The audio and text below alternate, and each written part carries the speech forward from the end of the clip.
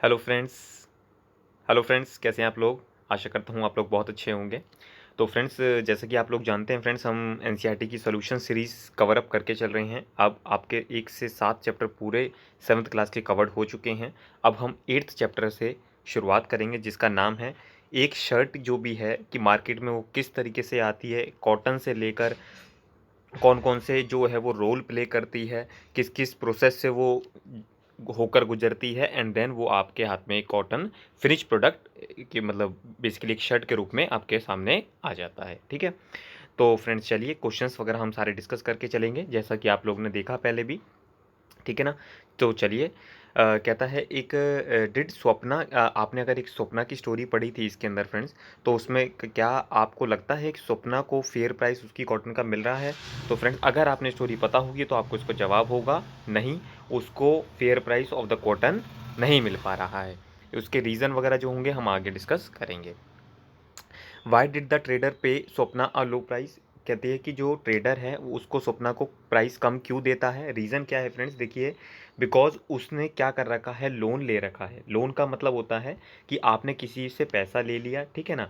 तो और उससे आपने उससे कॉन्ट्रैक्ट कर लिया कि भाई अब जब तुम जो तुम्हारी प्रोड्यूस होगी, जो भी तुम्हारी कॉटन बनेगी निकलेगी, वो आप किसको, हमारे को ही बेचेंगे। तो उससे क्या होता है, वो उसको कम दाम में उससे वो खरीद लेता है, फिर अपना ब्याज में से वो अमाउंट काट कर उसको अमाउंट दे देता है। ठीक है, चलिए। Where do you think large farmers would sell their cotton? How is their situation different from Swapna?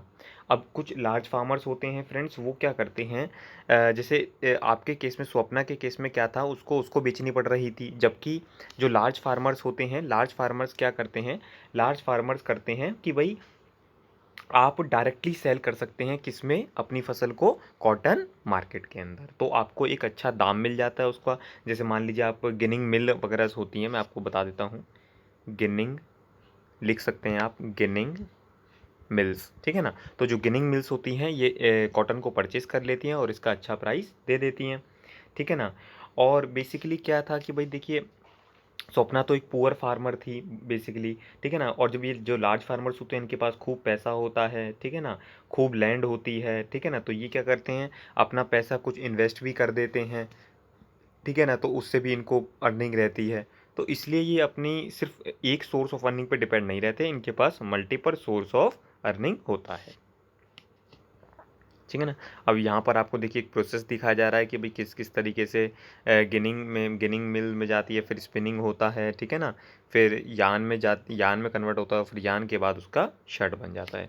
यहाँ पर आपको इसका एग्जाम्पल दे रखा था, अगर आप लोगों ने पढ़ा होगा तो आप लोगों को बिल्कुल ये सारी चीज़ें अच्छे से समझ आ रही होगी। नेक्स्ट है फ्रेंड्स की, what are the following people doing at the Erode cloth market, merchants, weavers and exporters? तो अगर फ्रेंड्स, एक मान लीजिए आप रोड क्लोथ मार्केट, मतलब एक क्लोथ मार्केट में आप जाते हैं तो आपको वहाँ पर 3 जने दिखते हैं, एक तो मर्चेंट होता है, एक वीवर्स होता है, एक एक्सपोर्टर होता है। तो अब हम ये जानना चाहेंगे कि इन तीनों का क्या क्या रोल होता है। तो सबसे पहले हम मर्चेंट का डिस्कस करेंगे कि बेसिकली मर्चेंट क्या रोल प्ले करता है। बेसिकली फ्रेंड्स, अगर हम मर्चेंट की बात करें तो मर्चेंट क्या होता है, ये जो वीवर्स होते हैं ना, उससे क्या करता है, बाय कर लेता है क्लोथ्स, ठीक है जी। अब क्योंकि उन्होंने भाई क्लोथ्स तो बना लिए हैं, अब जब और वीवर्स को ये ऑर्डर दे देते हैं कि भैया आप हमारे को चीज़ें चाहिए, आप हमारे को इतनी चीज़ें at the rate of this rupees आप हमारे को सप्लाई कर देंगे, ठीक है ना?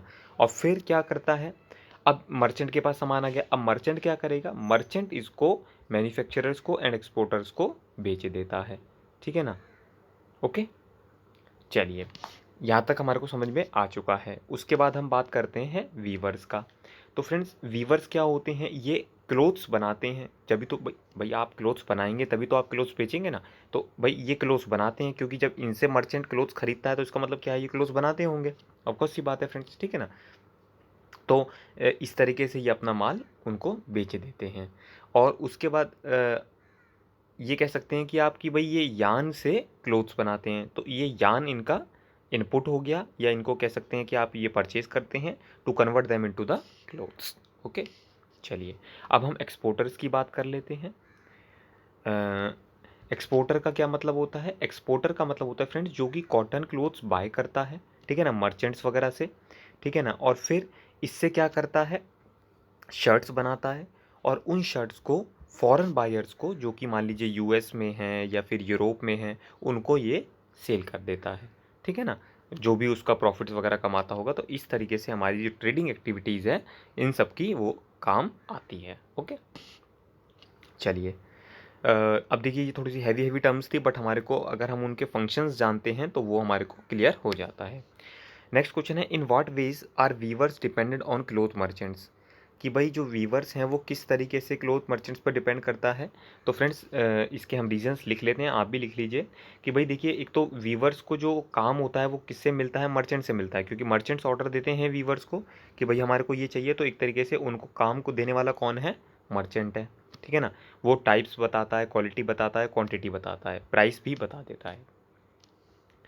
सेकंड चीज़ क्या होती है, सेकंड चीज़ होती है कि जो वीवर्स होते हैं वो मर्चेंट पे तो डिपेंड करते ही करते हैं कि भैया आप क्योंकि जब तक मर्चेंट ऑर्डर नहीं करेगा तो वीवर्स क्लोथ्स नहीं बनाएगा उसका, क्योंकि उसे नहीं पता कि हमारा माल बिकेगा या नहीं। जब वो ऑर्डर देता है तो उसको एश्योरेंस मिल जाता है कि भाई मेरा इतना माल तो बिक ही जाएगा। तीसरी बात क्या है, वीवर्स जो भी है वो डिपेंड करता है किसके ऊपर, मर्चेंट के ऊपर, बोथ रॉ मटेरियल्स के लिए भी और मार्केट के लिए भी। भाई अब मर्चेंट जो होता है इनको यान वगैरह प्रोवाइड करता है, ठीक है ना। और फिर दूसरी क्या है, मार्केट की भी अवेलेबिलिटी। भाई जब वो ऑर्डर देता है तो इसका मतलब क्या है, वो मार्केट से जुड़ा हुआ है। अगर उसके पास ही ऑर्डर नहीं होगा तो वो आगे अपना ऑर्डर पास ऑन नहीं करेगा। ठीक है, चलिए नेक्स्ट क्वेश्चन डिस्कस कर लेते हैं। अभी तक आप लोगों को सब चीज़ होप सो समझ में आ रही है फ्रेंड्स। ठीक है, कहीं भी अगर आप दिक्कत है प्लीज़ आप कमेंट करके पूछ सकते हैं फ्रीली। ओके, चलिए, if the weavers were to buy yarn on their own and sell cloth they would probably earn 3 times more. Do you think this is possible, how, discuss. क्या कह रहा है, कहता है कि अब कि अगर if the weavers were to buy yarn on their own and sell cloth, मतलब कि वो यार्न भी खुद परचेस करे और क्लोथ खुद ही बेचे, मतलब मर्चेंट के ऊपर डिपेंड ना रहे, तो क्या वो 3 टाइम्स ज़्यादा पैसा कमा सकता है। अगर आपको लगता है कि ये पॉसिबल है, और तो अगर पॉसिबल है तो कैसे पॉसिबल है कि वो ये सब चीज़ें कर सकते हैं। ठीक है ना, तो फ्रेंड्स अगर मैं आपको बताऊं तो इसका आंसर फ्रेंड्स यस, ऐसा वो कर सकते हैं। ठीक है ना, बिकॉज जो वीवर्स बाय करते हैं यान मर्चेंट से, वो उनको क्या करता है, बहुत हाई प्राइस पर बेचता है। ठीक है ना, और फिर अगर मान लो उनके पास पैसा नहीं होता तो उनको लोन भी देता है, जो कि उसके लिए वो हाई इंटरेस्ट चार्ज करता है। चलिए जी, एक पॉइंट हो गया ये। तो हमारा सेकंड पॉइंट क्या होगा कि भाई अब मान लीजिए भाई तुमने यान से क्लोथ बना लिया, अब यान से क्लोथ बना लिया तो भाई मर्चेंट को मत बेचो। तो फ्रेंड्स नहीं, ऐसा नहीं होता। वो उनसे कॉन्ट्रैक्ट कर लेता है कि भैया अब जब तुम यान से क्लोथ बनाओगे तो हमारे को ही क्लोथ्स बेचोगे, जिसके लिए मर्चेंट जो होता है वो उनको बहुत कम प्राइस देता है। इस वजह से इनका एक तरीके से आप ये कह सकते हैं कि एक्सप्लॉयटेशन होता है। ठीक है ना, तो ये सारी बातें हैं जो आप इसके अंदर ये चीज़ें देख सकते हैं। Do you find similar putting out arrangements in making papads. ठीक है ना, पापड्स, मसालाज, बीडीज। तो आई थिंक फ्रेंड्स देखिए और डिस्कस इन क्लास, तो बेसिकली ये थोड़ा सा आपका प्रैक्टिकल वाला क्वेश्चन है। तो मैं आपसे एक्सपेक्ट करूँगा कि आप इसको क्लास में अपने ये चीज़ डिस्कस कीजिए अपने फ्रेंड्स से, अपने स्टूडेंट्स से, अपने पेरेंट्स से। ठीक है, और फिर जो आपको इसका एडुकेट रिप्लाई मिलता है आप मुझसे शेयर कर सकते हैं, जिससे कि मैं आपका नाम से उसको अपने वीडियो में पब्लिश कर सकूँ। ठीक है, मुझे आप लोगों को भी अच्छा लगेगा। ठीक है ना, चलिए ये एक तरीके से आपका होमवर्क हो गया। You might have heard of cooperatives in your area, it could be in milk, provisions, paddy, etcetera. Find out those who benefit their setup. Basically क्या कहना चाह रहा है कि कुछ आपने सुना होगा अपने एरिया में, जैसे आपने अमूल का नाम सुना था। भाई पहले अमूल क्या था, एक कोऑपरेटिव्स तरीके से ही इसने अपना शुरुआत करी थी और आज एक बहुत बड़ा ये ब्रांड बन गया है। ठीक है ना, तो बेसिकली ये भी प्रैक्टिकली क्वेश्चन है फ्रेंड्स कि आप अपने एरिया में इसको डिस्कस करेंगे कि भाई मदर डेयरी वगैरह है तो उसके पास मिल्क कैसे आता है। ठीक है ना, वो कितने रुपए का जो है मिल्क बेचते हैं। तो इस तरीके की बातें आप लोग डिस्कस कर सकते हैं। ठीक है, चलिए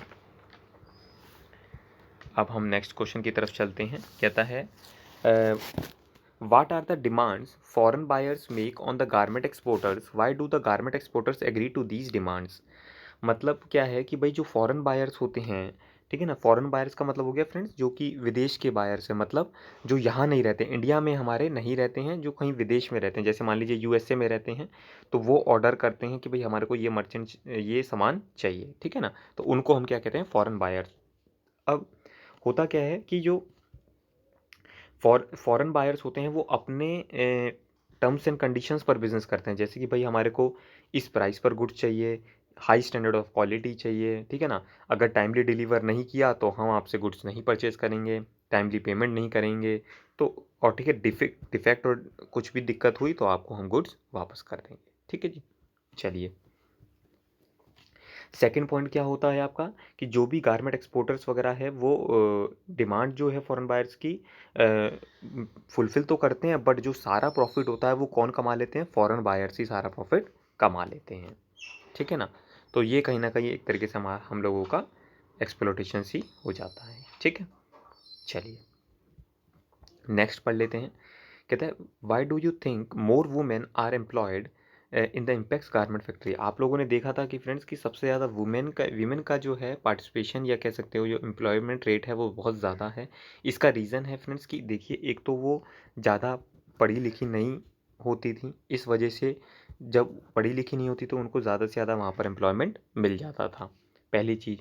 फिर दूसरी चीज़ क्या होती है, फिर क्योंकि जब भाई पढ़ी लिखी नहीं है तो उनको लगता था कि चल यार घर पे रहने से अच्छा है कि कुछ पैसा ही हम कमा लें, ठीक है ना। फिर दूसरी चीज़ क्या है आपका कि भाई मान लीजिए कि आप गारमेंट फैक्ट्री में कम से कम पैसे में भी आप काम करने को तैयार हैं, क्योंकि भाई मान लीजिए अगर कोई एक आदमी है तो वो 1800 रुपये ले रहा है मान लीजिए, तो जो वीमेन है वो 1500 रुपये में भी काम करने को तैयार हैं। तो इसकी वजह से भी वीमेन का जो रेट है वो ज़्यादा हो जाता है, क्योंकि जो ओनर होता है फैक्ट्री वगैरह का वो कहता है कि भैया काम तो लोगों को एक सही करना है, आप ये ले लीजिए। चलिए, उसके बाद ये राइट अ लेटर है to minister asking for what you would be proper payment to the workers, कि भाई अगर लोगों को प्रॉपर वेजेस नहीं मिल रही, मिनिमम वेजेस नहीं मिल रही, तो आप एक लेटर लिख सकते हैं, ठीक है ना। उसमें बस कुछ नहीं करना फ्रेंड्स, टू मिनिस्टर, ठीक है ना, जो भी डिपार्टमेंट का है, सब्जेक्ट कि रिगार्डिंग प्रॉपर पेमेंट सर, और उसके बाद अपना लिखेंगे कि भाई हमारे को मिनिमम वेजेस से भी कम चीज़ें दी जा रही हैं, ठीक है ना। उसके बाद आप अपना बताइए कि भाई इतना पेमेंट दिया जा रहा है, आप लोगों का इतना एक्सपेक्टेशंस हैं, फिर your sincerely X Y Z, ठीक है। इस तरीके से आप लोग इसको लिख सकते हैं। नेक्स्ट क्वेश्चन है फ्रेंड्स,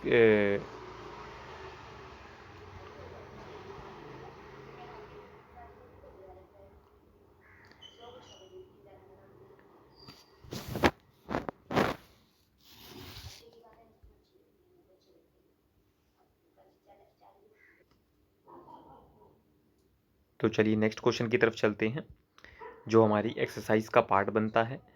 कहता है क्या, what did Swapna sell the cotton to the trader instead of selling at the Kurnool cotton market. तो इसका क्या मतलब हुआ कि भाई वो कह रहा है कि भाई जब सेल करती है एक ट्रेडर को instead of selling in the cotton market, तो उससे क्या होता है फ्रेंड्स। तो देखिए, जब मान लीजिए क्रॉपिंग सीज़न होता है तो उसको क्या करना पड़ता है, बोरो करने पड़ते हैं पैसे, ठीक है ना, और जिससे कि वो सीड्स परचेज कर सके, फर्टिलाइज़र्स परचेज कर सके, पेस्टिसाइड्स परचेज कर सके, किसके लिए, फॉर कल्टीवेशन, ठीक है ना, पहली चीज़। क्योंकि भाई उसके पास beginning of the cropping season में उसके पास पैसा नहीं होता क्रॉप करने के लिए। फिर उसको अनदर कंडीशन उसको साइन करनी पड़ती है कि जो मैंने आपको पहले ही बताई थी कि भाई आप लोग उसी को माल बेचेंगे जिसने आपको पैसा प्रोवाइड किया है।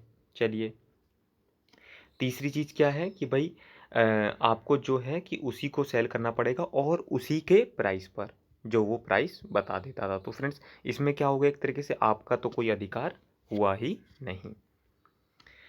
तो ये सारी आप बातें लिख सकते हैं इसमें। फिर सेकंड क्वेश्चन आ जाता है कि describe the conditions of employment as well as the wages of worker in the garment exporting factory, do you think the worker get a fair deal. Basically क्या बात कह रहा है कि भाई मोस्ट ऑफ द वर्कर्स जो भी होते हैं एम्प्लॉयड हैं गारमेंट फैक्ट्री में, ठीक है, हम मानते हैं, वो क्या होते हैं, वो टेम्प्रोरी बेसिस पर एम्प्लॉयड होते हैं, ठीक है ना। मतलब एम्प्लॉयर जब चाहे उनको वो निकाल सकता है कि भैया आप अभी ऑर्डर नहीं है, आपकी ज़रूरत नहीं है, आप घर बैठिए, ठीक है ना, जब कभी काम आएगा तो हम आपको बुला लेंगे, ठीक है ना। तो ये सारी चीज़ें जब होती हैं तो उन, और फिर मान लीजिए वर्कर्स होते हैं उनको कोई दूसरी जगह काम नहीं मिला, तो एक तरीके से उनको जो फेयर डील है वो नहीं मिल पाती, कि भाई एक परमानेंट जॉब हो तो वहाँ पर क्या होता है, तो अगर जो भी परमानेंट अगर होगा तो उसको ज़्यादा फैसिलिटी अवेलेबल हो सकती है, ठीक है ना। चलिए नेक्स्ट क्वेश्चन है, think of something common that we use, it could be sugar, tea, milk, pen, paper, pencil, discuss through the what chain of markets. कि भाई जैसे अभी आज आपने हमने कॉटन का देखा, इसी तरीके से फ्रेंड्स शुगर का होता होगा, चाय का होता होगा, मिल्क का, पेन का, पेपर का, पेंसिल का, ये सब चीज़ें आप यूज़ करते हैं। तो आप इसको विजुलाइज कीजिए, इसको इमेजिन करिए कि भाई ये मार्केट में किस तरीके से कैसे पहुँचती है, ठीक है ना। हो सकता है भाई आपने कभी मिल्क के बारे में सोचा हो कि भाई मदर डेयरी के पास, जैसे मैं आपको बता रहा था कि भाई मिल्क कैसे आता है, ठीक है ना, और फिर वो आप तक कैसे पहुंचता है, ठीक है ना। तो ये सारी चीज़ें आप उसमें लिख सकते हैं और सोच सकते हैं, और अगर आप मुझसे शेयर करना चाहते हैं तो वो शेयर भी कर सकते हैं। क्योंकि अगर फ्रेंड्स मैं आपके साथ फेस टू फेस होता, या मैं आपको देख रहा होता, या मैं क्लास ले रहा होता, तो मैं आपसे ये सब चीज़ एक्टिविटीज़ करवाता, आपके एक्सपीरियंस शेयर करवाता। बट बिकॉज हम ऑनलाइन मोड में हैं तो ये सब चीज़ें आप लोगों को कमेंट कर कर ही बतानी पड़ेगी, क्योंकि और कोई हमारे पास अल्टरनेटिव नहीं है, ठीक है ना। चलिए, arrange the statements given alongside in the correct order and then fill the numbers. तो बेसिकली अगर हम बात करें तो फ्रेंड्स की प्रोसीजर्स होते हैं कि भाई सबसे पहले स्वप्ना क्या करती है, कॉटन सेल करती है ट्रेडर को, ठीक है ना। फिर ट्रेडर क्या करता है, अब ये आपको देखिए पूरा प्रोसीजर पता चल रहा है कॉटन का, ठीक है ना। फिर ट्रेडर क्या करता है, उस कॉटन को गिनिंग मिल को सेल कर देता है, ठीक है ना। अभी ये दो प्रोसीजर हो गए, आपने इतना लिख लिया, अब हम नेक्स्ट स्टेप पर जाते हैं, ठीक है ना। तो अभी तक अब क्या हुआ है, कॉटन मिल के पास कॉटन गिनिंग मिल के पास कॉटन आ चुकी है। फिर क्या करता है, गिनिंग मिल जब होता है उसके पास कॉटन आती है, तो वो कॉटन थोड़ी सी उसके अंदर आप ये कह सकती है थोड़ी सी क्लीन नहीं होती है, तो उसको साफ़ सफाई करके बेल्स बना लेता है उसकी, ठीक है ना। अब हमारे पास बेल बन गई है, तो हम स्पिनिंग मिल में क्या करते हैं, उसको एक तरीके से यान में कन्वर्ट कर लेते हैं। जब हमारे पास वो यान में कन्वर्ट हो जाती है, तो उसके बाद हम क्या करते हैं, उसका क्लोथ बना लेते हैं। जब क्लोथ बना लेते हैं उसका, तो हम उसको मर्चेंट्स वगैरह को बेच देते हैं, ठीक है ना। क्या करने के लिए कि भाई तुम शर्ट्स बना लीजिए। फिर जब वो शर्ट्स बन जाती हैं, तो वो शर्ट्स आपकी सेल हो जाती है, किसको, फॉरेन एक्सपोर्टर्स को, मार्केट को, डोमेस्टिक मार्केट को आप भी लोग परचेस करते हैं, और सुपर मार्केट्स वगैरह में वो सेल हो जाती है। तो ये प्रॉपर तरीके का कॉटन का एक प्रोसीजर है जो आज हम लोगों ने डिस्कस किया। आप लोगों को ग्लॉसरी की टर्म्स दे रखी है, गिनिंग मिल क्या होता है, एक्सपोर्टर क्या होता है, प्रॉफिट क्या होता है, आप लोग ये सब पढ़ सकते हैं। इनके आंसर आपके सामने ही हैं। तो जिनके आंसर आपके सामने नहीं थे वो हम लोगों ने डिस्कस कर लिया है बड़े आसानी से, ठीक है ना। अब हम नेक्स्ट चैप्टर डिस्कस करेंगे फ्रेंड्स, जो कि आपकी बुक का लास्ट चैप्टर होगा, जो कि है स्ट्रगल्स फॉर इक्वलिटी, ठीक है ना। तो आशा करता हूँ फ्रेंड्स आप लोगों को ये वीडियो बहुत अच्छा लगा होगा, ठीक है ना। प्लीज़ लाइक शेयर कमेंट, ठीक है ना, और मिलते हैं नेक्स्ट लेक्चर में। Thank you.